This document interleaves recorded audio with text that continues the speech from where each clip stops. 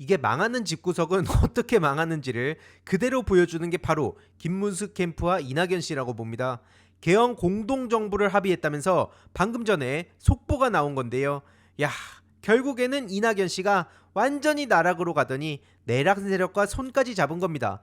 저런 인간이 무슨 새로운 민주당 얘기를 하고 있으니 전혀 새롭지도 않고 민주라는 말도 그만 갖다가 써라. 아니 애초에 호번함이란 얘기가 나오지 않았습니까? 얼마나 정치를 엉망진창으로 했으면 호남에서조차 저렇게 버림을 받냐니까요. 호남 시민들을 우습게 한 대가가 바로 오늘날의 이낙연을 만든 거다, 이런 생각이 드는데 여전히 그들은 정신도 못 차리고 있죠. 아무튼 그러다가 도저히 제 살 길을 못 찾고 한다는 짓이 내란 세력과 그대로 손을 잡아버린 겁니다.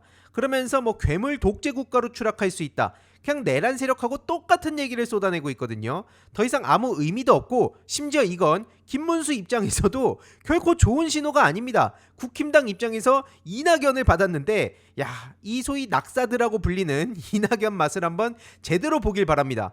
이러니 이제 그 정청래 의원은 낙수연대 땡큐다, 이제야 제자리를 찾아가는구나, 이렇게 비판을 했고요. 김민석 수석 최고위원도 사쿠라 행보 대단원이다, 이렇게 비판을 했습니다. 한마디로 이들의 협작질은 망할 수밖에 없다는 거죠. 왜냐? 이낙연은 마이너스 10점에 해당되는데 저런 사람하고 만나면 어떻게 되는 거겠냐? 계산 기능이 그냥 붕괴가 된 거다, 이렇게 일침을 날립니다. 김민석 의원의 말이 틀린 게 하나 없습니다. 이낙연이 도움이 되는 게 아니라 오히려 짐만 잔뜩 더안고 저렇게 만나는 건데 이게 도대체 과연 도움이 되는 걸까요? 국힘당에서 두 팔 벌려 환영할까요?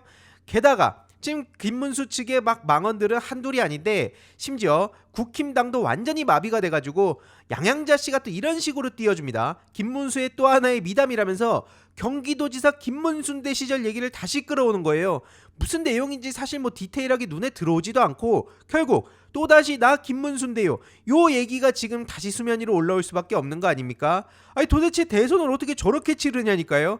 주변에 죄다 저런 사람들밖에 없으니까 이게 도와주는 건지 아니면 매기는 건지 이런 생각까지 들지 않습니까? 이뿐만이 아닌데요, 이수정 씨도 지금 황당 발언을 해가지고 또 난리가 났습니다. 한마디로 지금 밑에 있는 저 동그라미 표시 제21대 대통령 선거 하고 짝대기가 쳐져 있죠. 그리고 이제 2025년 6월 3일 화요일 오전 6시부터 오후 8시 누가 보더라도 이렇게 딱 짝대기를 그어놓은 건데 갑자기 이수정 혼자, 진짜 대한민국에서 이수정이라는 사람 혼자 저거를 일로 봤다면서 막 난리를 친 겁니다. 이러니까 이제 페이스북 댓글에서도 저게 일로 보이면 병원에 가라, 이런 얘기가 나온 거고요. 그러니까 이수정 씨가 여기서 그냥 넘어가는 게 아니라 그럼 1호 보임? 이런 식으로 한없이 가벼운 모습을 보여줘가지고 오히려 이렇게 망신만 당하고 있고요.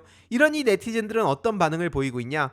그러면 이수정에 들어가는 요 짝대기도 그냥 이응 1수정이냐? 이수정이 아니라 곧 숫자 2수정으로 개명하겠다, 이런 비아냥까지 나오고 있다는 겁니다.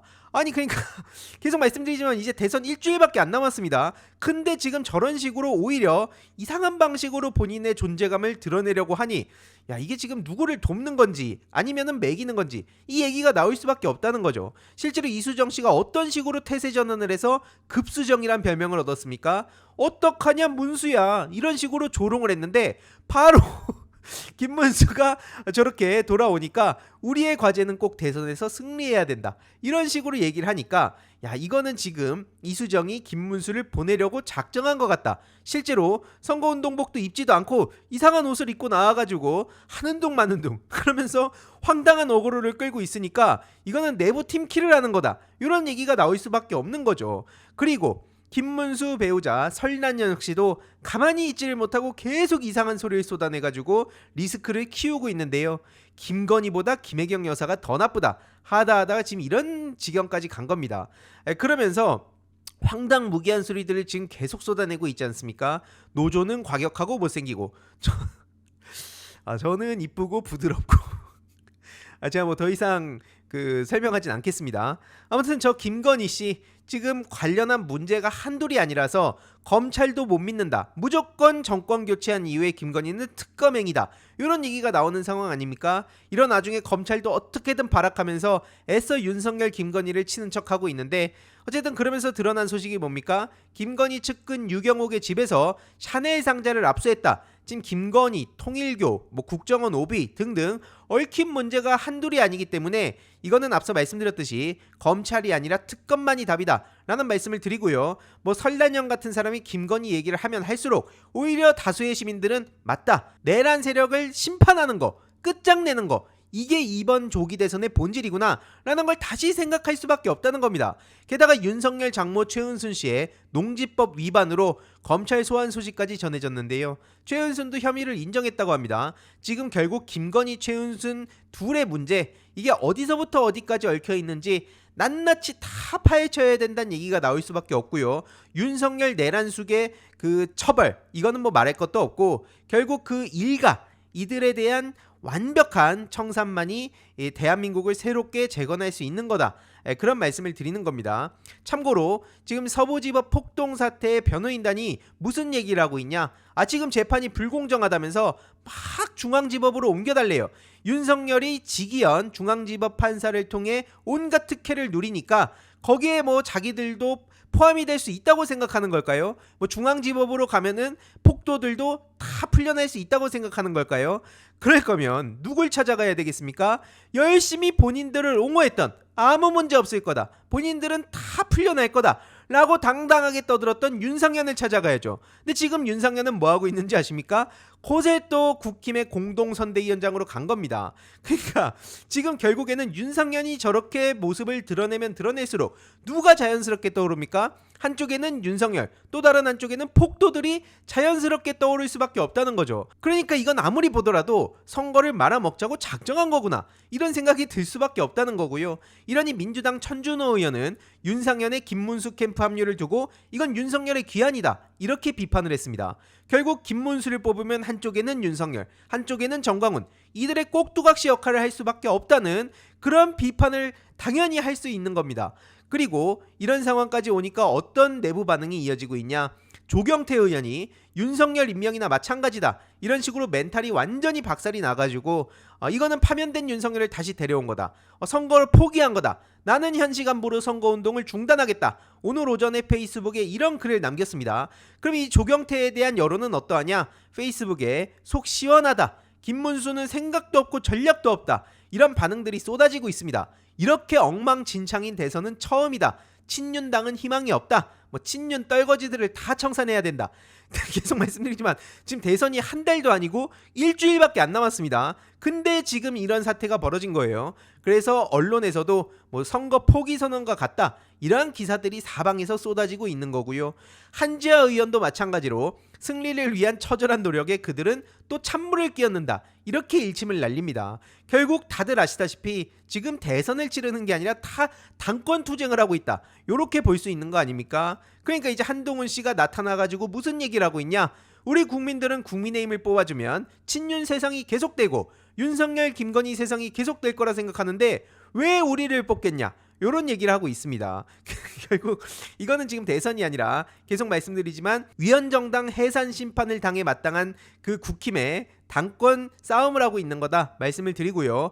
이러한 한동훈한테 배울 게 있다, 이준석은 한동훈을 보고 배워라 라는 펜코의 글이 엄청난 추천을 받습니다. 원래는 둘이 약간 똑같은 끼리끼리 비슷한 사람들이기 때문에 엄청나게 동족 혐오를 하는데 왜 이게 추천을 받았나 보니까 한동훈의 수트빨에 대한 얘기를 하면서 이준석도 수트 좀 제대로 입어라, 이런 식으로 얘기를 막 하더라고요. 개혁신당 안에서도 YTN 돌발 영상을 막 어필하면서 어떤 게 부각이 됐습니까? 펜코를 들여다보고 있다는 거. 요게 이제 가장 최근 버전으로 증거가 빼박 나온 거 아니겠습니까? 다음 주제로 넘어가기 전에 중요한 광고 하나만 하고 가겠습니다. 바로 인터넷 비교원인데요. 최대 128만원 현금 사은품 혜택이 있습니다. 인터넷 TV 신규 가입 시 최대 48만원, 휴대폰 구매 시 최대 50만원, 정수기 렌탈 시 최대 30만원, 그리고 인터넷 가입과 동시에 알뜰폰 또는 핸드폰 새로 장만 없이 현재 쓰고 계신 핸드폰 통신사만 변경하시면 최대 30만원 혜택이 있습니다. 특히 지금 개인정보 안전이 매우 중요하죠.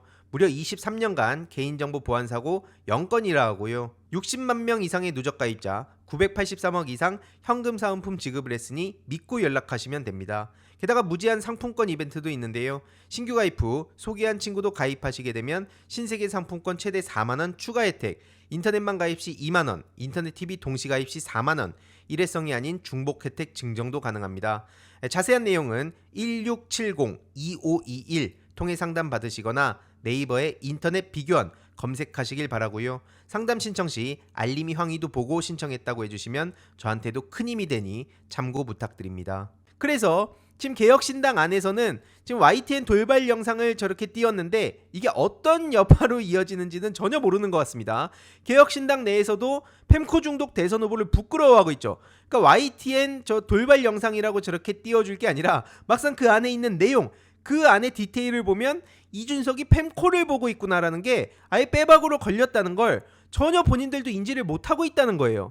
그러니까 아마추어당이라는 얘기가 나오는 겁니다. 아무튼 하루 종일 저런 걸 보면서 내가 수트 좀 다시 입으면 달라지나? 이런 식으로 생각하지 않겠습니까? 이준석 후보나 개혁신당은 막 펜코 안 한다고 어설프게 거짓말하다가 망신당하지 말고 숙제를 제가 드리겠습니다. 당당하게 펜코 하기, 이렇게 선언을 하세요. 아무튼 펜코 안에서 어떤 얘기들이 오가는지를 좀 볼 필요가 있는데, 함익병에 대해서 그날 이후로 조용한 거 보니 맘 아프다. 한마디로 룸살롱 발언 이후로 지금 완전히 나락을 갔는데 이게 다 도와주려다가 그런 거 아니겠냐, 요런 글을 이준석도 보고 있다는 겁니다. 그리고 진짜로 살 뺀 게 20대 여자들한테 어필이 된다, 2030 여자들한테는 특히나 더더욱 어필이 될 거다. 자기들끼리 이런 걸 막 추천으로 올리고 있더라니까요. 요즘 스타일 너무 잘하더라. 요즘 여성들한테까지 어필된다. 우리 준석이 형 최고다. 요런 거를 이준석이 보면서 얼마나 지금 취해 있는 거겠습니까? 물론 정작 덕후에서는 어떤 반응을 보이냐, 물음표가 지금 보시다시피 쏟아지고 있고요. 안과 좀 가봐라, 짜증나게 하지 마라, 이런 반응들이 압도적입니다. 그리고 나니까 그 원 글이 어떻게 됐냐, 갑자기 삭제가 돼 있습니다. 그러니까 이런 걸 보면서 정치를 하니까 이게 당연히 대선이 아니라 그냥 이준석이 완전히 민낯이 드러날 수밖에 없다, 이런 말씀을 드리는 거고요. 그리고 중요한 건 한쪽에는 펜코가 있다면 또 다른 한쪽에는 명태균이 있죠. 어제 페이스북에 이런 글을 남겼습니다. 세상에서 가장 아름다운 꽃은 하면서 무궁화와 단일화, 한마디로 단일화에 대한 압박을 지금 계속하고 있는데, 명태균과 이준석 관련한 단독 보도가 지금 계속 쏟아지고 있습니다. 오늘 오전에 추가 단독 보도가 나온 건 명태균한테 1억을 줬다. 지난 영상에서 말씀드렸듯이 그 안동의 재력가 조땡땡의 아들, 청와대 취업 청탁 리스크가 지금 본격적으로 수면 위로 드러난 겁니다. 중간에 빨간 박스 내부를 보시면 서울시장 선거 이전부터 이준석 선거, 윤석열 선거에 매번 여론조사한다고 돈을 요구하지 않았냐, 이런 내용이 담겨 있거든요. 그 이준석은 계속 물증이 없다, 증거를 갖고 와라라고 하는데 이런 내용을 도대체 어디까지 보여줘야 됩니까? 결국 이준석과 명태균은 떼놓고 볼 수가 없다라는 점 다시 한번 말씀드리고요. 이준석은 자기가 전 대한민국의 세일즈를 영어로 할 수 있다, 이렇게 어필하지만 요 댓글 하나로 깔끔하게 정리가 됩니다. 한국말로 우리나라 사람도 설득 못하면서 뭘? 이게 이준석의 허세를 그대로 잠재우는 댓글 한 문장이라고 생각을 하고요. 어쨌든 중요한 거는 이준석 같은 자식을 낳고 싶지 않다, 이게 전 연령대에서 다 나오는 반응입니다. 그나마 20대 남성들 사이에서 이준석이 엄청난 지지를 받는다고 그동안 포장을 해왔지만 이번에 인하대 가서 완전히 박살나지 않았습니까? 이대남들조차도 지금 이준석에 치를 떨고 있다니까요. 그리고 마무리로 말씀드리자면 요 댓글이 모든 걸 설명하고 있다고 생각합니다. 압도적이란 말을 계속 남발하면서 본인의 그 빈 껍데기를 애써 포장하고 있는데 이거는 그냥 폐지 수준이다. 한마디로 이준석 공보물은 폐지 수준이라는 거예요. 즉흥적이고 극단적인 주둥이 정치인이다. 여기에 또 좋아요가 엄청 달리고 있는데 이게 이준석이란 정치인이 이번 대선 국면에서 그대로 민낯이 드러났다. 결국 찌질하고 진짜 무식하고 무능하고 이러한 이준석의 모습이 부각이 되는 게 핵심 포인트고요. 머리는 좋고 똑똑한데 악랄하다, 이런 비판 자체가 해당이 되지가 않습니다. 똑똑한 사람이 저런 식으로 움직입니까? 무식하고 찌질하고 그냥 펜코에 중독된 40대 아저씨, 이게 이준석을 의미한다고 저는 생각하고요. 이와 관련해서 어떤 소식이 전해지는지 추가적으로 계속 전해드리도록 하겠습니다. 이번 영상도 재미있게 보셨다면 구독과 멤버십 부탁드립니다. 특히 멤버십 희동이님들께 정말 감사드린다는 점 다시 한번 말씀드리고요. 주위에도 널리 공유 부탁드리겠습니다.